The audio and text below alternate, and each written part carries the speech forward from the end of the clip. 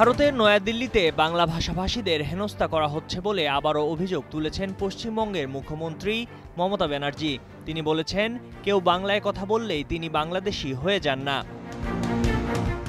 10 জুলাই এক ফেসবুক পোস্টে মুখ্যমন্ত্রী বলেন, নয়াদিল্লির বসন্তকুঞ্জের জয় হিন্দ কলোনি থেকে উঠে আসা একের পর এক ভয়ঙ্কর হেনস্থার ঘটনার খবরে তিনি গভীরভাবে মর্মাহত ও বিচলিত। মমতা পোস্টে লেখেন, এই বসতি মূলত সেই বাংলা ভাষাভাষী মানুষেরা তৈরি করেছেন যারা দিল্লিকে গঠন করার অসংগঠিত শ্রমশক্তির গুরুত্বপূর্ণ এক অংশ।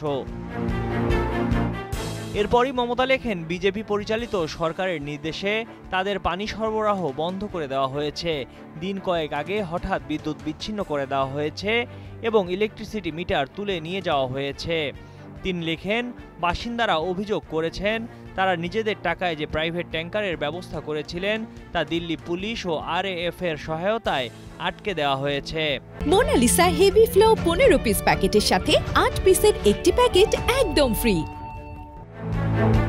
মুখ্যমন্ত্রী আরও লিখেছেন, পশ্চিমবঙ্গে 1.5 কোটিরও বেশি অন্য রাজ্য থেকে আসা শ্রমিক রয়েছেন যারা সম্মানের সঙ্গে বসবাস করেন, কিন্তু বিজেপি শাসিত রাজ্যগুলোতে সেই কথা জোরের সঙ্গে বলা যায় না, যেখানে বাংলাভাষীদের নিজেদের দেশেই অনুপ্রবেশকারী হিসেবে দেখা হচ্ছে।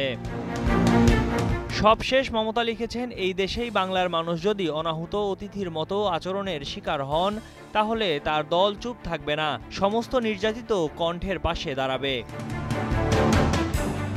দিল্লিতে আম আদমি পার্টিকে পরাজিত করে ক্ষমতায় আসে বিজেপি। মমতার অভিযোগ, ক্ষমতায় আসার পর বিজেপি মুখ্যমন্ত্রী রাখা গুপ্তার নেতৃত্বে প্রশাসন বাঙালি নিধনে নেমেছে। বেছে বেছে পশ্চিমবঙ্গের বাঙালিদের বাংলাদেশি অনুপ্রবেশকারী বলে চিহ্নিত করছে।